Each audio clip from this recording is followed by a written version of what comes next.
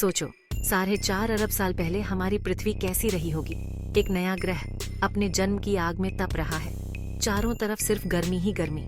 जमीन से पिघला हुआ लावा बह रहा है। हवा में धूल और गैस भरी हुई है।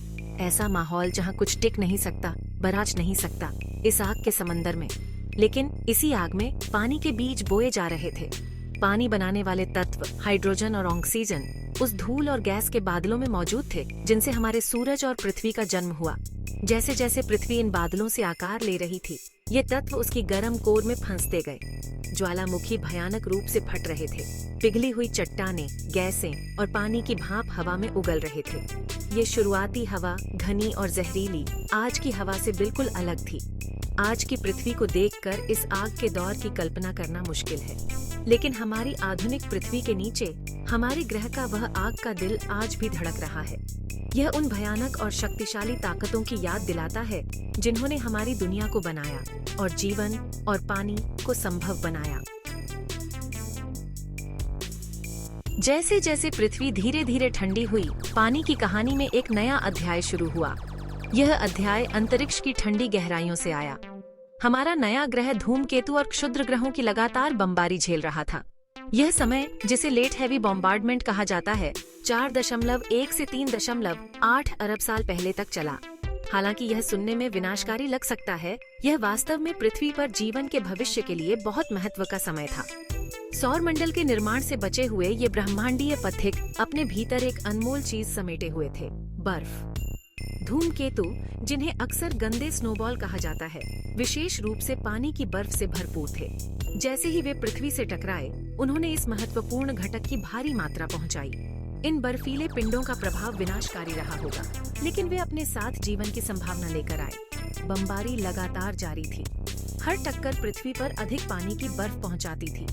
यह बर्फ, जो शुरू में सतह पर या उसके पास जमा हुई थी, ग्रह के धीरे धीरे ठंडा होने पर पिघलने लगी। लाखों वर्षों में इन मामूली योगदानों से पानी की एक चौंका देने वाली मात्रा इकट्ठा हुई। एक तरफ जहां धूमकेतु और क्षुद्र ग्रह आसमान से पानी बरसा रहे थे, वहीं पृथ्वी खुद भी अपने बढ़ते भंडार में योगदान दे रही थी। ज्वालामुखी से निकलने वाली गैसों की यह प्रक्रिया, जिसे वॉल्केनिक आउटगैसिंग के रूप में जाना जाता है, ने शुरुआती वातावरण को जल वाष्प से समृद्ध करने में महत्वपूर्ण भूमिका निभाई। पृथ्वी के मेंटल के भीतर गहराई में पिघली हुई चट्टान के भीतर पानी का विशाल भंडार फंसा हुआ था। जैसे ही ज्वालामुखी फटे, उन्होंने इस फंसे हुए जल वाष्प को अन्य गैसों के साथ वायुमंडल में छोड़ दिया। ये विस्फोट प्रारंभिक पृथ्वी की एक निरंतर विशेषता थे। जल वाष्प का निकलना एक धीमी और स्थिर प्रक्रिया थी, जिससे धीरे धीरे वातावरण में पानी की सांद्रता बढ़ती गई। तीव्र ज्वालामुखी गतिविधि की यह अवधि पृथ्वी पर तरल पानी के अस्तित्व के लिए आवश्यक परिस्थितियां बनाने के लिए आवश्यक थी। कार्बन डाइऑक्साइड और मीथेन जैसी अन्य ग्रीनहाउस गैसों के साथ जल वाष्प ने सूर्य से निकलने वाली गर्मी को रोकने में मदद की। ग्रीनहाउस प्रभाव के रूप में जानी जाने वाली यह प्रक्रिया अंततः उन मध्यम तापमानों को जन्म देगी जिनका हम आज आनंद लेते हैं। जैसे जैसे वायुमंडल जल वाष्प से संतृप्त होता गया, एक नाटकीय परिवर्तन होने लगा। गर्म, भाप से भरी हवा और अधिक नमी धारण करने में असमर्थ अपने संतृप्ति बिंदु तक पहुंच गई। इसने पृथ्वी के इतिहास में एक महत्वपूर्ण क्षण को चिह्नित किया, बारिश की शुरुआत। वातावरण में मौजूद जल वाष्प संघनित होने लगा, जिससे छोटी छोटी बूंदें बन गईं। धूल के कणों से चिपकी ये बूंदें बड़ी और भारी होती गईं। अंत में वे इतनी भारी हो गईं कि गुरुत्वाकर्षण बल के आगे झुक गईं। आकाश खुल गया और पहली बार युवा पृथ्वी पर बारिश हुई। उस दृश्य की कल्पना कीजिए, मूसलाधार बारिश। आज हम जो भी अनुभव करते हैं, उसे कहीं अलग बंजर परिदृश्य को कोड़े मारते हुए। घने वातावरण में गरजती बिजली नवगठित नदियों और झीलों को रोशन करती है। ये शुरुआती बारिशें केवल एक तमाशा नहीं थीं, वे परिवर्तन की एक शक्तिशाली शक्ति भी थीं। लगातार होती बारिश ने ज्वालामुखीय चट्टान को नष्ट कर दिया, जिससे खनिज और तलछट नए बनने वाले घाटियों में बह गए। एक समय आग का बंजर भूमि पानी की शक्ति से धीरे धीरे आकार ले रही थी। लाखों वर्षों में बारिश होती रही, जिससे ज्वालामुखी गतिविधि और विवर्तनिक बदलावों से बने निचले घाटियां भर गईं। धीरे धीरे लेकिन निश्चित रूप से ये घाटियां बड़ी और गहरी होती गईं और अंततः विलय होकर पहले महासागरों का निर्माण हुआ। ये आदिम महासागर अपने आधुनिक समकक्षों से काफी अलग थे। घुले हुए ज्वालामुखीय गैसों की उच्च सांद्रता के कारण वे उथले, गर्म और अधिक अम्लीय थे। महासागरों के निर्माण ने हमारे ग्रह के विकास में एक महत्वपूर्ण मोड़ को चिह्नित किया। वे विशाल जलाशय बन गए जो आकाश से गिरने वाले और भूमि से बहने वाले पानी को इकट्ठा करते थे। ज्वालामुखीय चट्टान से घुले हुए खनिजों और पोषक तत्वों से भरपूर ये प्रारंभिक महासागर जीवन के उद्भव के लिए उपयुक्त परिस्थितियां प्रदान करते थे। पृथ्वी की सतह पर तरल पानी के प्रकट होने का उसकी जलवायु पर गहरा प्रभाव पड़ा। अपने विशाल सतह क्षेत्र के साथ महासागरों ने ग्रह के तापमान को नियंत्रित करने में महत्वपूर्ण भूमिका निभाई। उन्होंने गर्मी को अवशोषित और मुक्त किया, दिन और रात और मौसमों के बीच के चरम सीमा को कम किया।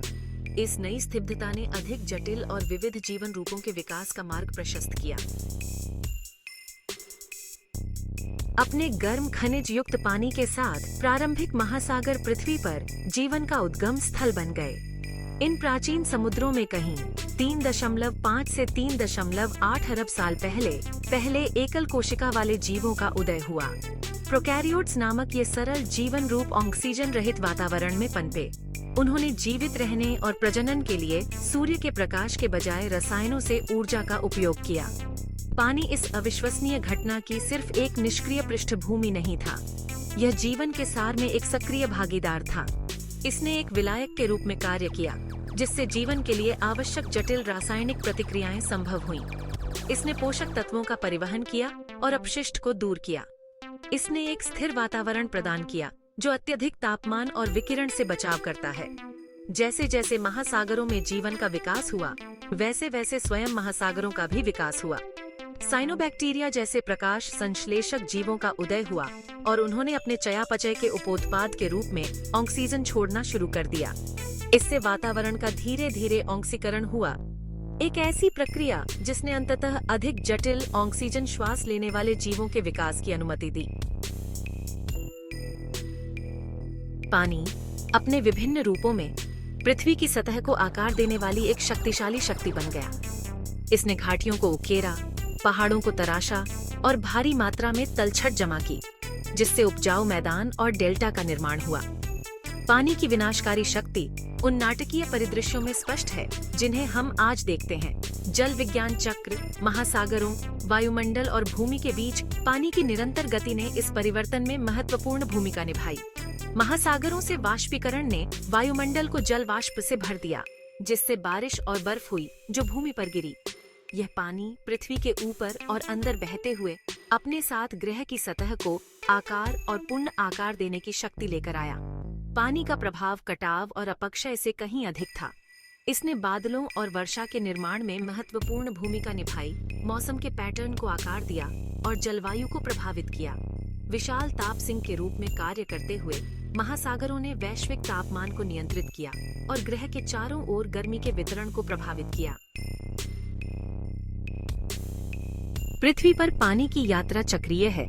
वाष्पीकरण, संघनन और वर्षा की एक सतत प्रक्रिया, जिसे जल विज्ञान चक्र के रूप में जाना जाता है। सूर्य की ऊर्जा द्वारा संचालित यह चक्र भूमि पर मीठे पानी की निरंतर आपूर्ति सुनिश्चित करता है, जीवन को बनाए रखता है और ग्रह की सतह को आकार देता है। चक्र की शुरुआत वाष्पीकरण से होती है।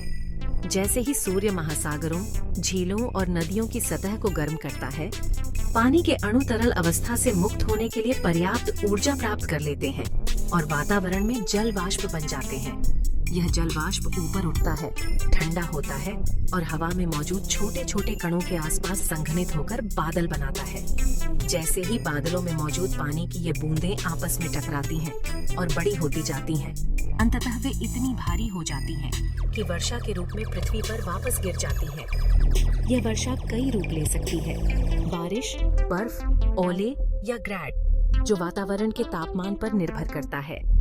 एक बार जमीन पर पानी वापस वातावरण में वाष्पित हो सकता है, नदियों और झीलों में बह सकता है, पौधों द्वारा अवशोषित हो सकता है या भूजल भंडार को फिर से भरने के लिए जमीन में रिस सकता है। आज पानी पृथ्वी की सतह के 70% से अधिक भाग को कवर करता है। फिर भी इसका एक छोटा सा अंश 3% से भी कम मानव उपयोग के लिए उपयुक्त मीठे पानी है।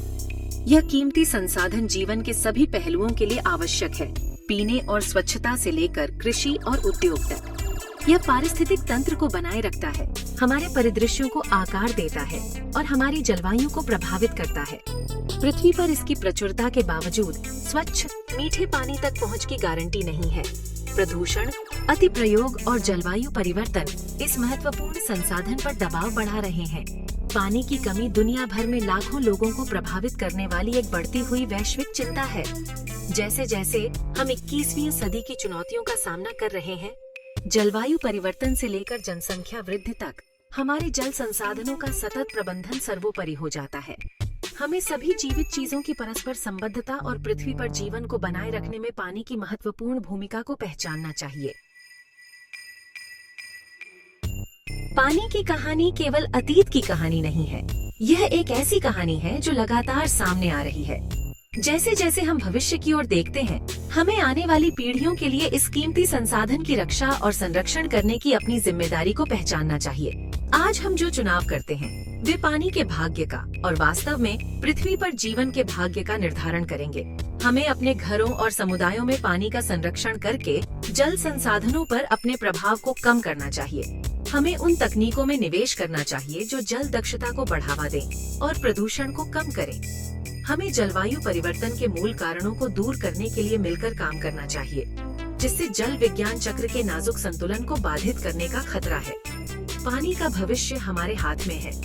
आइए हम इस कीमती संसाधन के जिम्मेदार संरक्षक बने, यह सुनिश्चित करते हुए कि इसके जीवनदायी गुण आने वाले युगों तक पृथ्वी पर सभी जीवन का पोषण और जीविकोपार्जन करते रहें।